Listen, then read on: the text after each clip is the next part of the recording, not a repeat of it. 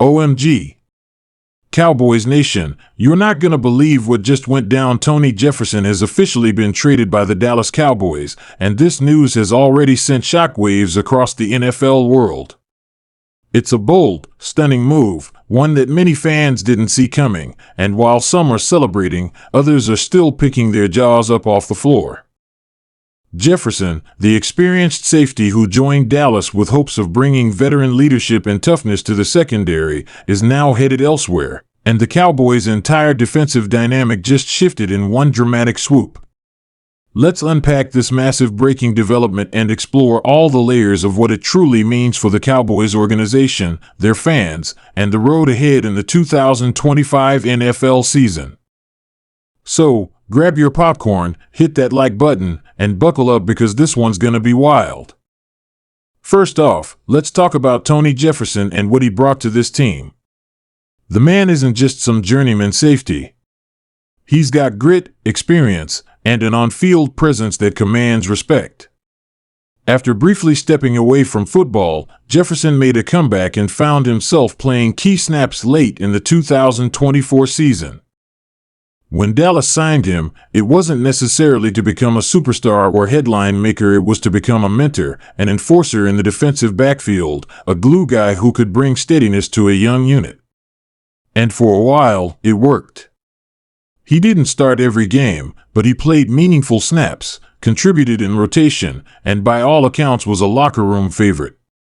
Players respected him. Coaches leaned on his experience.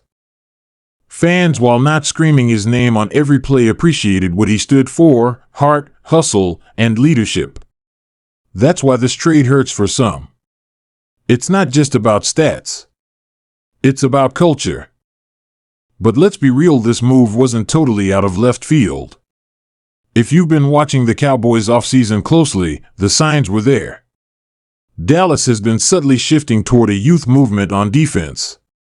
They drafted aggressive, fast, instinctive defensive backs over the last 2 seasons. Young safeties like Siobhan Revel and Tyke Smith have been turning heads in minicamp and OTA reports. There's a hunger, a fire, and more importantly, a need to get these young guys real reps. And unfortunately, Tony Jefferson, as solid as he's been, became expendable in the long-term vision of this franchise. The coaching staff, led by Dan Quinn, is clearly leaning into speed, youth, and versatility in the secondary. They want safeties who can rotate seamlessly, cover tight ends, drop back into zone, and play hybrid linebacker roles when needed. It's a lot to ask, and while Jefferson had the football IQ and toughness, age was catching up to him in a system that demands sideline-to-sideline explosiveness. The trade itself is also about timing and cap flexibility. With Jefferson off the books, the Cowboys free up a small but meaningful chunk of cap space.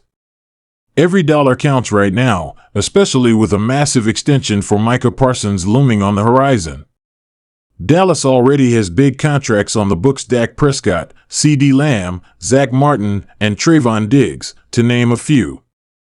So if the front office wants to keep the defensive core intact while still having the flexibility to add key depth or swing a trade near the deadline, they need financial breathing room. Cutting or trading veterans, even beloved ones, is how the game is played now. It's cold, it's business-driven, and it's happening all over the league. The NFL is a revolving door, and the Cowboys are just trying to stay ahead of the curve. Now here's where things get spicy. Reports, unofficial but buzzing across insider circles, suggest that this trade may be part of a larger series of moves. Think of it like the first domino. There's talk that the Cowboys aren't done reshuffling their defensive deck. With Jefferson gone, a new spot opens up, and it's not just about giving the young guns a chance, it's about possibly adding another big-time piece via trade or free agency. Dallas has been linked to several veterans on the market, including a couple of surprise names that could instantly make waves. Think safety or hybrid linebacker types who can help in coverage and blitz packages. The scheme is evolving, and the front office might be clearing space to bring in a new toy for Dan Quinn to play with. And let's not overlook the emotional side of this news, especially from the fans and Jefferson himself. For fans, the move is bittersweet. On one hand, it signals a clear direction. Dallas is going all in on youth, speed, and future potential. That's exciting. That means guys like Revel, Bell, and Donovan Wilson are going to get more time to shine, develop, and make their mark. But for fans who love consistency and character, losing Jefferson stings. This guy wasn't just a stopgap. He was a leader. He was someone who showed up every day, put his head down, and worked. He embodied the kind of professionalism and grit that coaches dream about. And while he may not have made Pro Bowls or landed on highlight reels every week, his impact was felt deeply inside that locker room. As for Jefferson himself, one can only imagine his mix of emotions. On one hand, he's heading to a new team, likely one that wants him for a similar leadership role. That's a compliment in itself. But to leave Dallas after buying into the system, earning his teammates' trust, and believing in the mission must feel like a punch in the gut. That's the harsh side of this business. Veterans are often thanked with pink slips or plane tickets, not praise or celebration. But make no mistake, Jefferson will land on his feet. He's too experienced, too respected, and too sharp not to. From a team chemistry perspective, this move will definitely test the Cowboys. Who steps up now as the vocal leader of the secondary? Who becomes the mentor to the young safeties? Who do players go to for advice after a blown coverage or a tough loss?